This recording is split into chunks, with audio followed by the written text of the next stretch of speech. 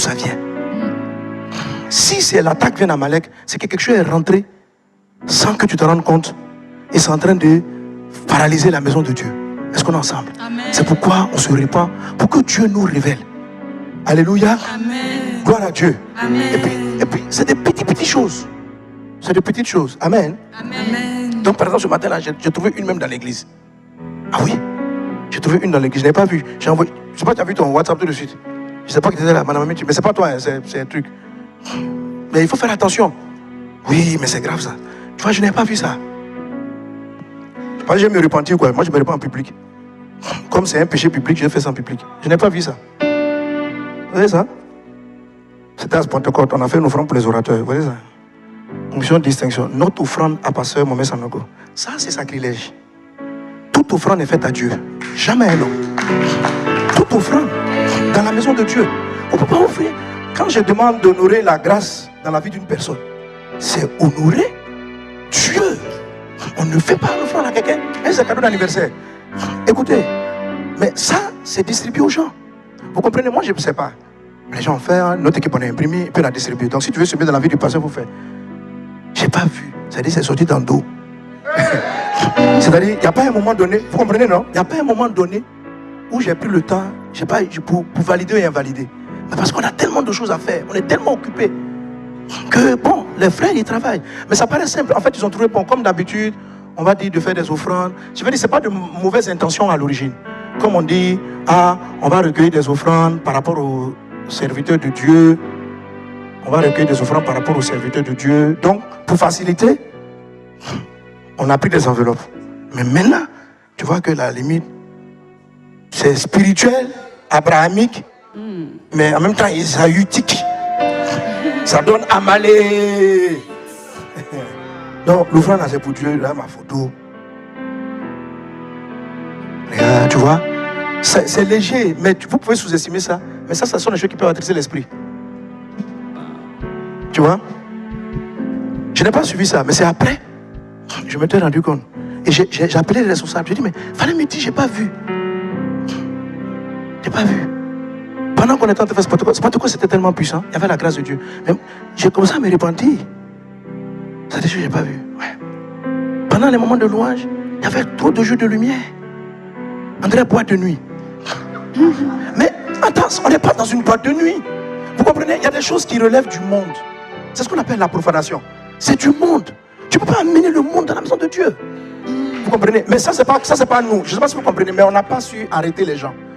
Je ne sais pas si vous comprenez. C'est-à-dire que, comme on a loué une salle, là-bas, ils ont leur ingénieur lumière. Donc, quand on loue la salle, c'est l'ingénieur lumière qui était là.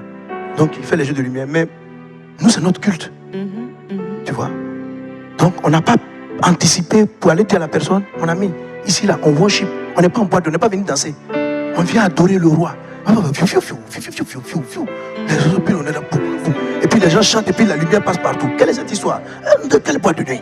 Quelle est cette mondanité on va mener dans la maison de Dieu? Vous savez ça? C'est ce qu'on appelle la profanation. C'est comme ça Amalek rentre. Et les gens ne vont pas savoir. Mais quand ils commencent comme ça, un coup leur vie spirituelle va devenir lourde. Un coup, le truc. Parce qu'en fait, tu ne fais pas la différence entre ce qui est du dehors et ce qui est de la maison de Dieu. Ce qui appartient à Dieu et ce qui n'appartient pas à Dieu. Tu vois la différence entre que dans l'église, là, on amène une offrande à Dieu, pas à quelqu'un. C'est Jésus en honore. Ce que je vous dis, c'est honore la grâce que Dieu a déposée dans la vie d'une personne. Pas faire une offrande à quelqu'un. Jusqu'à, on va distribuer une enveloppe à ma photo.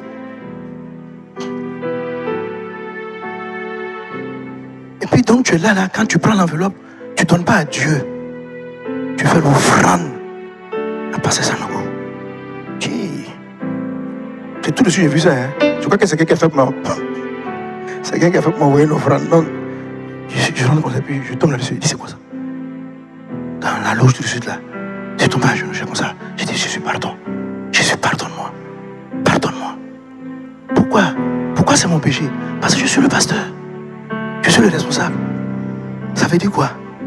Que pendant que je suis concentré sur quelque chose, je ne prête pas trop attention à certains détails et j'ai laissé Amalek rentrer. De sorte que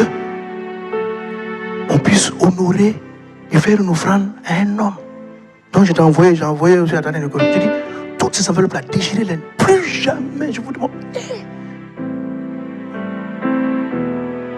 Amen. Et il faut être sensible à ces genres de détails. Parce que je dois vous montrer comment la profanation peut rentrer dans votre maison. Le culte à l'humain. Adorer, vénérer un homme au lieu de Dieu. Tout ça, c'est profane. C'est sacrilège.